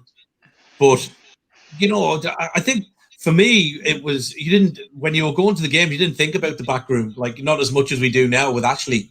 Like to me, you would have gone to games and not given. John Hall or whatever. It was just a change of ownership. They were much more in the background. Probably, Freddie Hall started to come a little bit into the light, but you just didn't think about it. So for me, it wasn't something I regularly thought about, if I'm honest. Mm-hmm. Yeah. Arsene Wenger's joined us now. Got Arsene Wenger and David Moyes. What a combination. Terry Atkinson says, games like this remind us what is possible when we are back. Takeover will give us hope again. There was a ticket office in the East Stand too. Yes, you're right, Tom. Happy memories. I think Freddie Fletcher did a lot for the club. I mean, obviously he's probably more well known for his fallout with the fans over the Save Our Seats campaign, where they decided to uproot fans and move them for corporate seats, which, to be fair, I didn't disagree with. I ended up on the opposite side of the fence to fans again, because when I was in the actual paddocks in the old West Stand paddocks, when I got moved from there into the Gallagher end, nobody had a campaign for me, and I got moved for the stand to be built and new seats to be put in, and I got shufted into the corner of the Gallagher, which ended up being great. I was there for years, but for me, no one campaigned for me. I could never understand it. But Shepherd and Hall could understand the stick they got. I think Freddie Fletcher did a cracking job at Newcastle, and he was a bit of an unsung hero. And he was the man who got Kevin Keegan to come to Newcastle United as well. So people should never forget that, Yeah, exactly. Freddie Fletcher. I remember the Shepherd story when I was going around. When they just took over the club, he used to go around the job centres looking for people to work at his place. And he says he can give you a month's graft, and we'll give you a season ticket. There was a few turned up and went into the graft for him for a season ticket. Remember that? Great to see Steve Bruce has tuned in now. This is the sort of attacking football I would love to see us playing. Hey, where's Aloe? This is surely Aloe. Where's Money Mike? Where's Money Mike? Mr. Bruce. Money wanker. It's great to have Steve on the show. That was a header wide there by Sir Les. That it could have so easily have been 3-0. Great ball in by Beardsley. Just a little dink in, wasn't it? And Sir Les, low header. Going into a dangerous position there as well with Schmeichel rushing out towards you. Could have knocked his teeth out. Ferdinand was some player for us. Oh, he was, yeah. I loved him, like 30. I always remember the Ferdinand when he first come to Newcastle. He was knocking off Danny Bear. You remember Danny Bear? Allegedly. No, he was. Just be in the stand, didn't she? All the time. He used to sing Danny Bear all the time, remember? He always used to smile, didn't he? He always used to smile. Yeah, I've done a few talk-ins with Celez, and people do ask him about his Danny Bear relationship, but he says a gentleman never speaks about these kind of things. So, yeah. Back, of course, a few months ago, when there was talk that Sir Les would be joining us with the new regime as sporting director, and the interviews that I saw with him, he sort of he didn't confirm it, but he didn't deny it. So it's kind of like what could have been, you know. Passes 25, completed 20, and one key pass. That's Peter Beardsley for you. He gave you 100% every game. He still does it now when he plays in the charity games as well. And the one thing Peter Beardsley always says to you when he plays in these games is, "Don't take us off." Here we go. He is still an athlete. Get in. Oh, yes. Get in. Great That stuff. cross by Shearer Brilliant. was one of the best crosses ever. I'm like 2 seconds behind you guys. I need to speed up. How many times does Alan Shearer cross a ball in his career at Newcastle when you wish Alan was crossing it, but you wish he was running in on the end of it as well? And the Shearer celebration there when he's like that. Yeah. He used to do it on Blackburn, though, didn't he? To be fair, there's no better a player to put in a cross for a striker than a striker. I think the other for me, who was probably one of the best crosses we've had in a shirt, was Gillespie for me. Yeah, he was good. I remember when Shearer came back, played for Blackburn, and he was subbing, he was about to come on, he was warming up, and he used to get some crack of Newcastle fans. He used to go like that to the crowd and all that to them. Shearer, when he played for Blackburn. Yeah. Remember that? You knew he was going to come one day, man, didn't you? Yeah. So Newcastle 3-0 up in the game. We're watching a retro game from 1996. It's the full 90 minutes, which is available on the Newcastle United YouTube channel. We're up to the 64th minute. If you want to join us now and watch the final part of the game, and still got obviously an Albert chip to look forward to. But fantastic watching back. And Yeah. Let's talk a little bit about the strip. I mean, Martin's got a one on, Chris has got one on, I've got one on. You've got the old classic there from Daz, the old one that Ginola won with a plum. But I mean, it's a great strip, isn't it? And I mean, you know, I think probably it's been voted many a time on polls and various things that it is the best strip that Newcastle's had in recent history. And Yeah, it's I'd agree. I mean, the craftsmanship, it's a solid, 20 years later, it feels brand new. Yeah, Go on, Daz. I totally agree. Yeah, yeah. That's my favorite Newcastle shirt. Like I don't wear it anymore. I actually retired it about at least 10 years ago. If not actually 15 years ago, I retired it. And I just hang it up and it's Shearer on the back. But yeah, that's definitely my favorite Newcastle top. And it's iconic, really. It's what you think of Newcastle in my time when you think of Newcastle. That's the shirt you think of. I love the fact Barry Hogan keeps chips on classics. The country said, "Why would you have your centre forward crossing the ball?" Another Ray Diamond. Barry, is he still going on about Darren Peacock's goal? Keith Rolls a Shearer running to mock the Man United corner after cross the legs. goal, and then Stockport United fans with 5-0 chance are among my favourite memories of this match. Jason says, I think Terry Max and what Keegan did, but they were a great partnership. He was good at getting fish and chips at the Weatherby Whaler, that's for certain. The disrespect Shearer gets from plastic fans of City, Chelsea, Man United is disgraceful. Shearer was the best in the business. And even a difference maker. You're right there, David. Martin, that strip that we've got on today, it's still a belter, isn't it? What a strip. I think it's the same as that team that day, Steve. I think it's legendary. The other one for me, which I'm trying to get a hold of, hopefully Santa's good to me. This strip for me is the iconic one. I think it embodies everything that us as fans are, and it's just, I think it's one of the best shirts out there, design wise and everything else.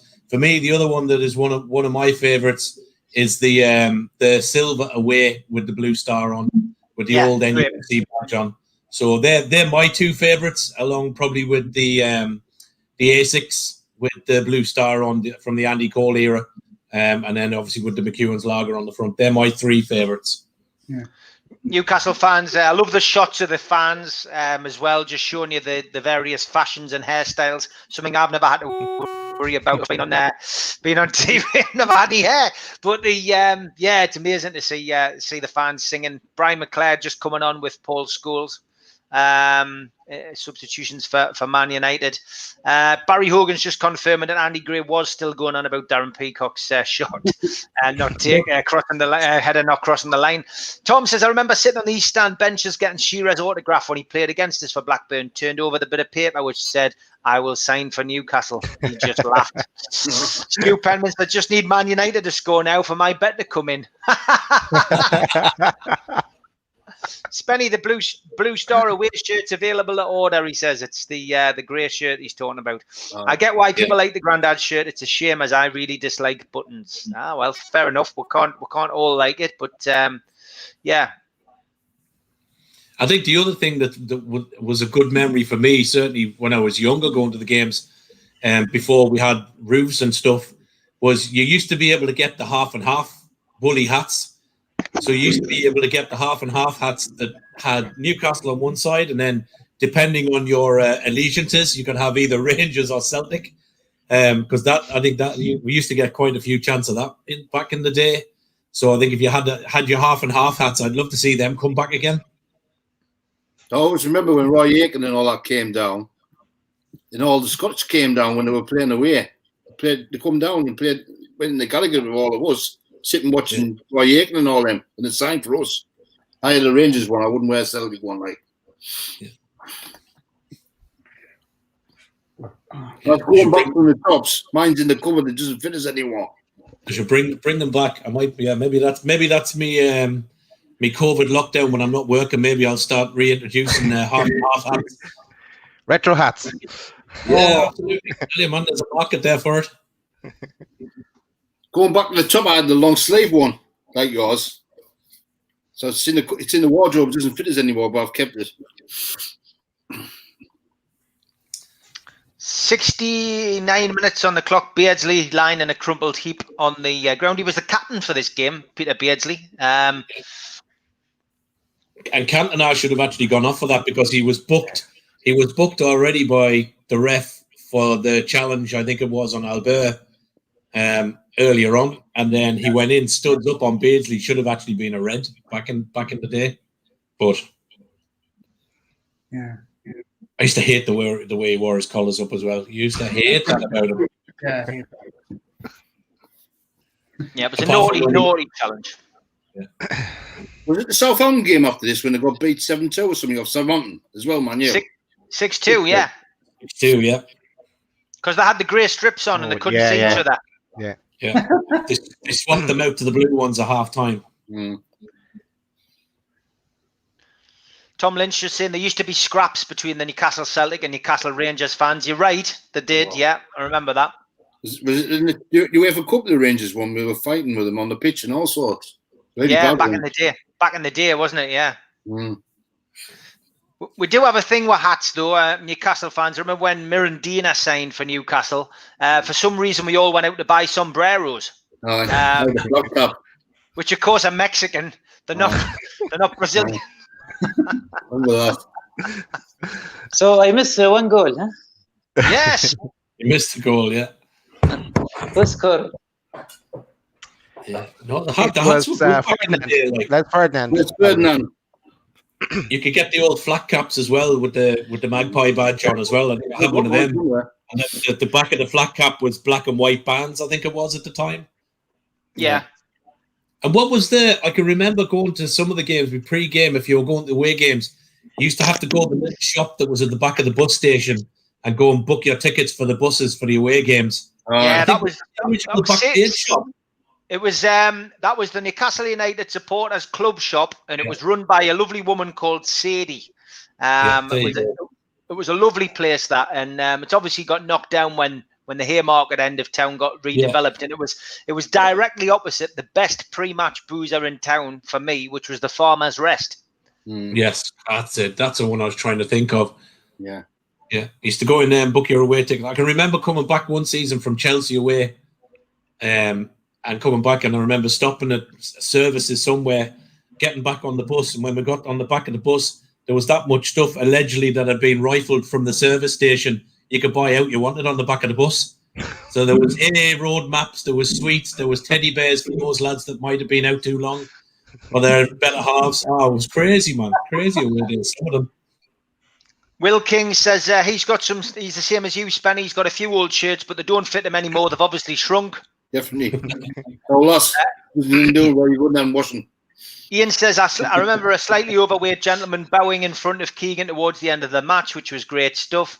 The work rate from Newcastle's team is phenomenal. Based on most of this season so far, the current team could certainly learn a few things. Used to love going to see Sadie. They were mint. That was a proper club shop. Yeah, Barry, honestly, it was a place where I spent a lot of my pre-drinking days. We all used to go in. We all used to rattle through the box on the counter, which had all the programmes in. I found a couple of signed programmes from the 70s in there, which I've still got, signed by Super Mac and Alan Gowland and people like that. But yeah, used to buy a lot of the flags and scarves and hats. Used to spend all my pocket money in there, and I've still got me actual supporters club travel card as well, with the games that I went in all stamped in. I've still got that in the loft somewhere. Like I'll have to dig them out for the retro show, I think. But yeah, amazing times. It's great to hear memories of that place. And there is a couple of photos of it kicking around on the internet, I think. Let's have a look. Yeah, some great memories. Oh yeah, definitely. There was a milk cup. Well, I got loads of milk cup ones in the midweek as well. And when the League Cup was called the milk cup and the Coca-Cola cup. That was the milk cup. Was that the milk cup that Sunderland lost? Against Norwich. And Bruce was playing for them. He was, yeah. He was at the back for Norwich, wasn't he? I always remember Bruce coming up playing for Norwich against us. I think we beat them about 3 or 4-0. And he handled the ball on the bloody line and went into the net. Remember that? He got a penalty. Tried to be a goalkeeper. You remember that, Steve? I do, yeah. I do. Remember? If you're going to handle the ball on the line, you need to do it like Stevie Taylor style. Oh, there you go, yeah. There you go, Martin. The old Newcastle United Supporters Club shop. You can see why it was like that was like a little treasure trove to Newcastle. It was like a lad's cave before the match, man. You go in and book your away day for the following week. You wouldn't know what kind of bus, and if you went to some of the places like West Ham, you're lucky if it came back with windows on. So you got the back page. You have the back page now, but that was the equivalent of what the back page is, and it was fascinating place. Fascinating place. You couldn't buy tickets in the shops then. You had to go there and get one if you want one, didn't you? Yeah, yeah. You get your scarf, pin, some of the pin. You get all your pin badges and everything else. Oh, here we go. Shearer.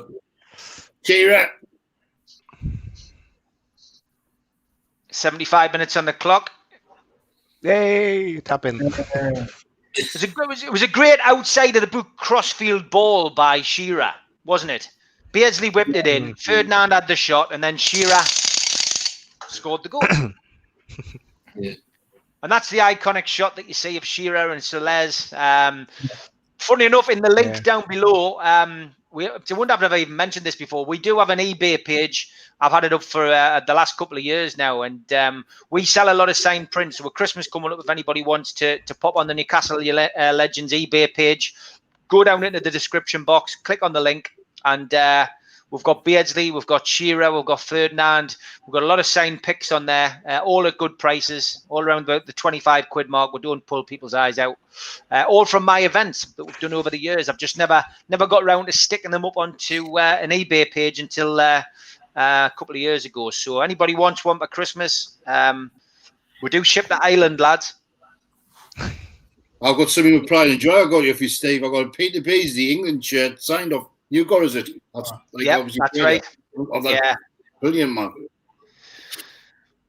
Fantastic. This just watching back at this game. Honestly, it puts the hairs up on the back of your neck still to this day. You know, to see us beating a team like Manchester United by 5-0. Absolutely fantastic.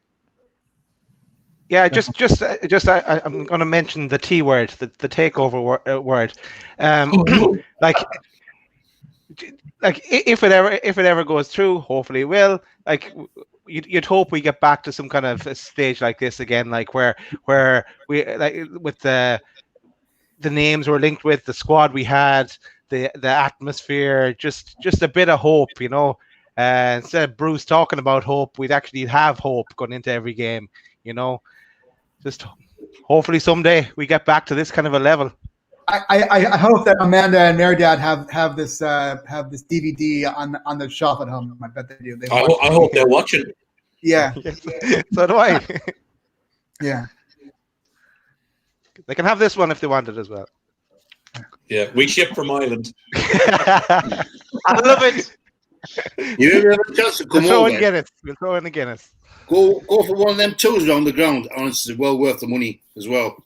The tour around the ground. There's the Farmer's Rest, guys. Wow. So that as you look onto it, if you see in the very far distance, you can see the university bells, the upside down bells. But that is where Haymarket bus station is now.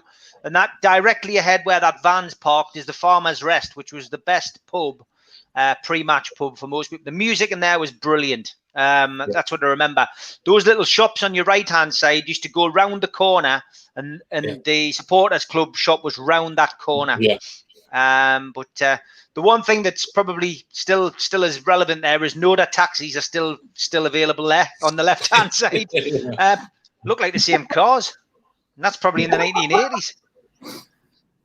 But fascinating, man. Trip down memory lane. That's where the gate is now, isn't it? Round the corner. Yeah, that's the gate. No, that straight ahead there is where Haymarket bus station is. Right. But yeah, where the camera was underneath. Yeah. Yeah, where the photographer was standing to take that photograph, if he turned round, that takes you down Percy Street and towards the gate. I mean, the gate, I mean, God, that's something completely different. What's the Farmer's Rest now? Okay. Fun. It's a bus station, and it's the bus station, and it is called Marks and Spencer's. Oh. It's a shop. It's a big shop, Marks and Spencer's. Yeah. Because the bus station I used to get off used to be the fire station. The old fire station down the bottom. Warwick Street. Aye, that's where I used to get off to go that's still there, but I'm not sure whether it's active as a bus station. What the gate is, but that's what the gate was. Yeah, Mayfair. Rave days in there. So the Mayfair was a ballroom where they basically had a lot of music acts on. They had boxing on, you name it, everything was on there. But that was a fascinating place as well. That's a big miss. The Mayfair. White gloves on. You whistle. I bet you did. Resurrection. Classic. Keith says, I used to love the old Newcastle shop at Gray's Monument and the old shop at St James's Park. Happy memories of when Sir Bobby was unveiled as manager. Hopefully we see a repeat of this next weekend against the Manx. Well, you will if you pay $14.95.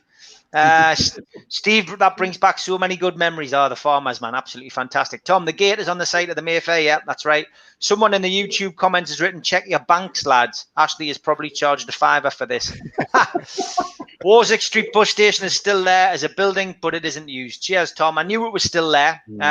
The one thing I remember about Warwick Street bus station was the amount of Starlings that used to be there. Yeah. And they always used to, at a night time when it started getting dark, they always used to, make a hell of a din and then fly off. Mental, like. Things you don't see anymore. It used to take us 2 hours to get there from Durham. on the boat. Yeah, I bet. No. I'm going to dig up a photo of. I'm going to dig up a photo actually of the inside of the Mayfair ballroom, because people you can't really appreciate a building when you're on the outside looking at, and you can't see what's inside. But this shows you why they should never have ever got rid of it. There you go. That was the end. Look at that. Wow. Incredible. And that would have been an absolutely fantastic venue. Now, do you know? Imagine putting I mean, I put events on, but that they actually bulldozed that and they tore it down. They're sitting upstairs, sitting downstairs. How many do you reckon they used to get in? How many did they get in, Steve? About 1,000, you reckon? I think it was around about 1,200, mate, if I remember rightly. But to be honest, I know it wasn't getting used as much. But to knock that down and build the gate, it's sacrilege, really. Do you know what I mean? And once you knock something down, you can't bring it back. Fair enough, gate's all right, but I don't gone in there when it's like. No, there's a lot of places in Newcastle which have replaced other things, and they're a mess. They're nowhere near what. It's not being done out around the corner now, and they've got a Premier Inn and all that around there now, haven't they? There's actually a bar opened up where the old Sam Jack's was. That's now called the Mayfair. One downstairs is called the Mayfair, and upstairs is called the Dolce Vita, I think. Obviously, the Dolce Vita used to be around the corner from the Mayfair, of course, down Low Friar Street. Yeah. Which is where the Mac started. Yeah. We're getting close to Philip Albert time. Yeah. We are. We used to go around where the Sam Jacks is. Used to be the strippers down there. Used to go down the strippers down there. That's right. We'll have to take Aloy to the strippers when he comes over. Get you up on the stage. Am I right in thinking there was a club shop back in the day at the Haymarket? Yeah, we've just been talking about it, Sean. You must have joined us late. There you go. That's it. Newcastle United Supporters Club shop was at the Haymarket. That reminds me of the nightclub the Craze owned. Beautiful building. Yep. Afternoon, gents. Afternoon, Mike.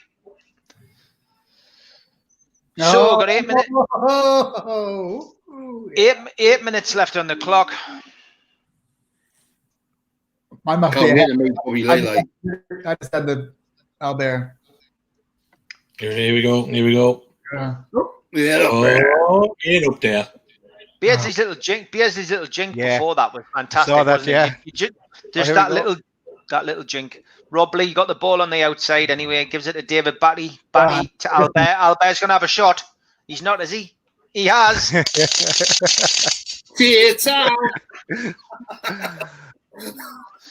Michael in no man's land.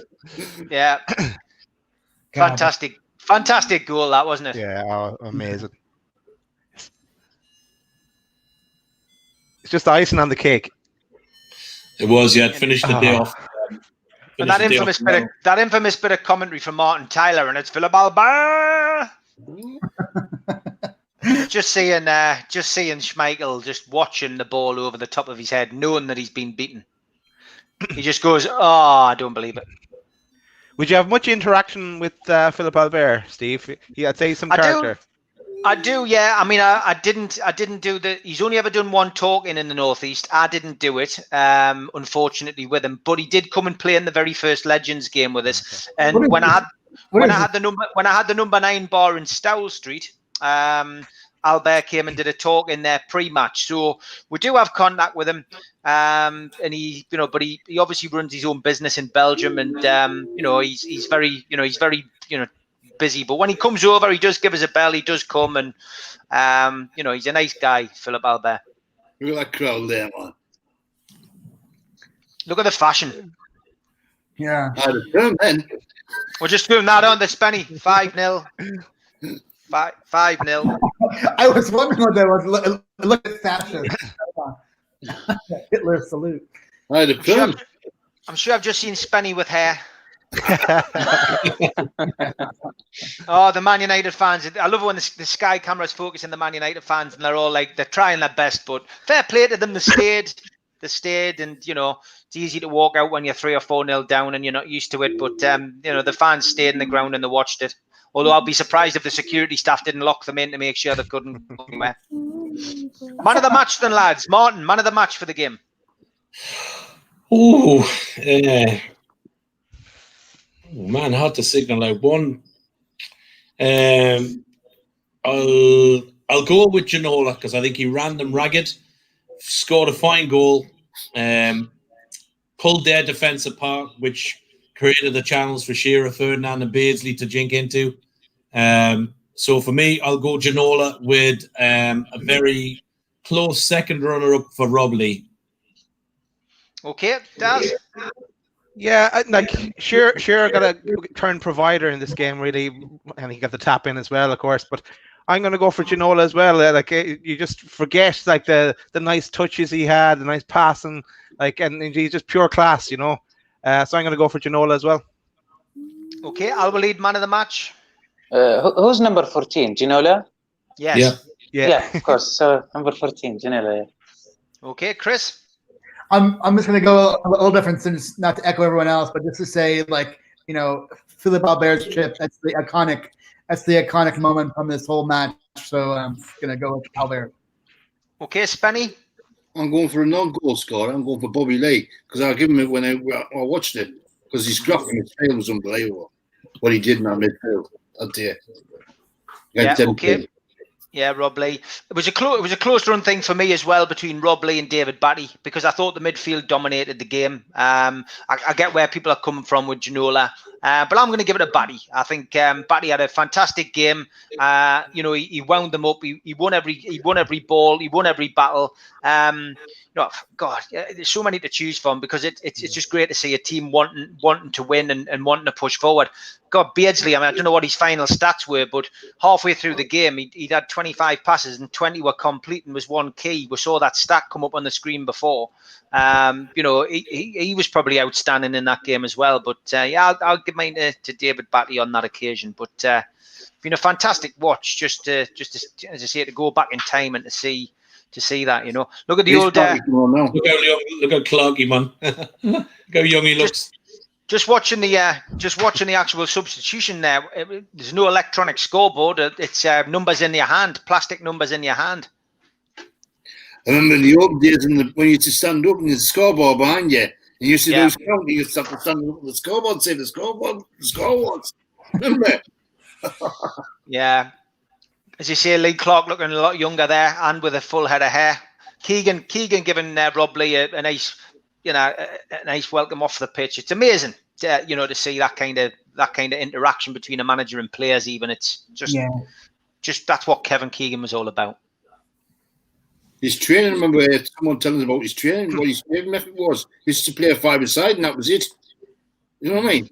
5-a-side game, lads. Just get on with it. That was the training. Tom Lynch remains as a Barry in the box. This is brilliant. Was this not the match where Barry in the box said man of the match is every single Newcastle player and everyone cheered? It is. Barry in the box was obviously the predecessor to Rob Byron, who's in there now, but he was fantastic. No one knew what Barry in the box looked like. I remember me cartoonist did a set of cartoons called Barry in the Box, where he was like a superhero, and we unveiled him at the end. I'll have to dig them out and find out who on earth we unveiled him as. But yeah, fantastic, great memories of Barry in the Box.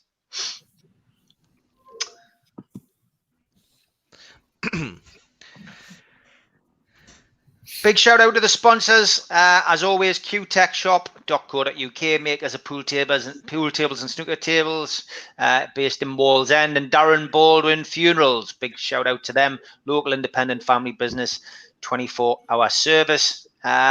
Put the link in the description as well for the t-shirts. A lot of happy camper t-shirts so far. So big thanks to John at QTech for knocking them up for us, just because people were asking for them. As I say, description box tells you it all. Coming into the last couple of minutes of the game. 0891 111101. Calls cost 20 pence if you want to vote for your man of the match. It's probably not a wise idea to ring that now. It's probably a premium sex line.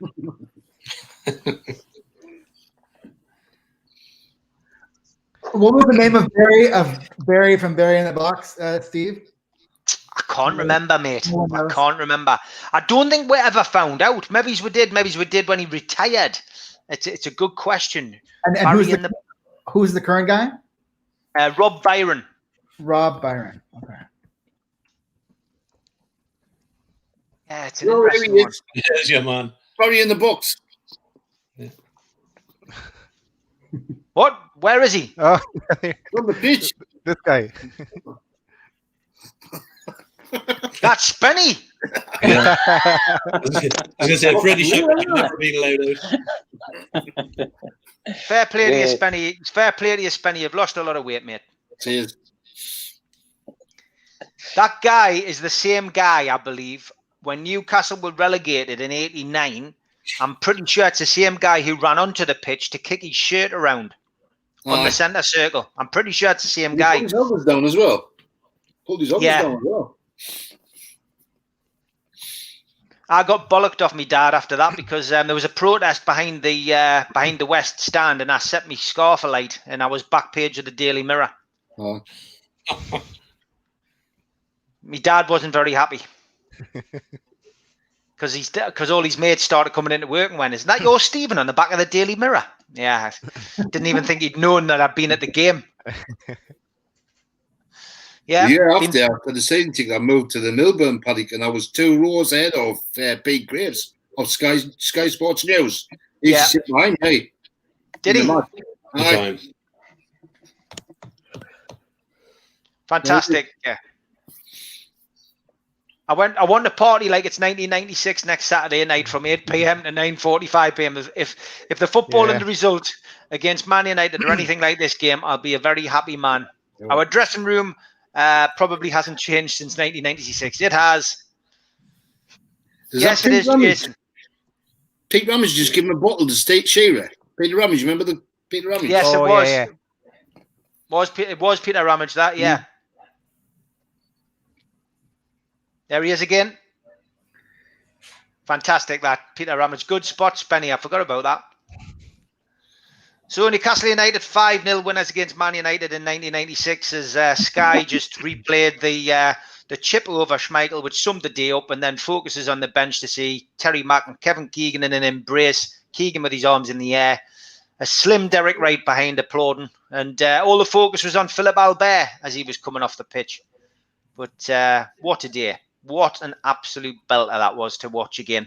Tom says Barry in the box did the in-game half-time and full-time stuff, but Alan Robson did the pre-match stuff. Yeah, that's right. Question of the panel: if you could have taken one Man United player from this lineup for them to play a Newcastle Entertainer side, who would you take? We'll finish off with that, lads. Martin, who would you take from that Man United team? For me, it's Cantona.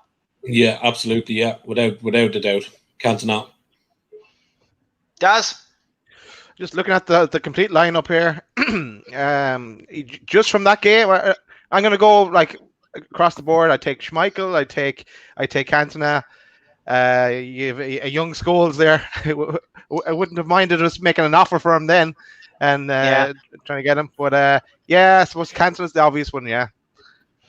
Okay, Al-Walid, which player would you have signed from Manchester United from that team? David Beckham. David Beckham. Okay, Chris? Yeah, I gotta go with Cantona. Class. Cantona as well. Okay, Spenny? Got to be Cantona, especially after that game where I heard what he said to all the players. He said, "Good game, we've got a brilliant, good team there." And he went on the bus because all the rest just went on the bus and never set out. Apparently. Yeah. Nicholas says, Google Elvis Presley. Glory, glory. Alan Shearer. He says, Derek Wright should be given some sort of honour. He's been here through thick and thin, quite literally. Tom says he would take Cantona. I agree as well, mate. And it was Barry Wallace. Good shout, John. Barry Wallace. That was who Barry in the box was. So thanks for putting that at rest. Well, I hope you've enjoyed this, guys and girls. It's been a blast to do it. Great to watch back. Great to watch back and watch a historic game like that. I hope you all enjoyed our reactions, etc. And I think we have. Frankie did say, great match. Thoroughly enjoyed your reactions to it. Enjoy the rest. Enjoy the rest of your weekend. All the best. Just a reminder. I wonder what you were doing. I thought you had like a fly or something in your room. But yeah, vote Adam Beckett. Vote Adam Beckett. Yeah, he hasn't come on today. Sadly, we could have had him doing another speech. But he was good last night. Yeah, if you're a member of the Newcastle United Supporters Trust, please vote Adam Beckett. Give him a vote. He's well worth it. But lads, thanks for joining us. I hope you enjoy your weekend and look forward to catching up with you again next week, lads. Take care. Bye bye. Take care, guys. See you, everyone. Bye-bye. See you guys.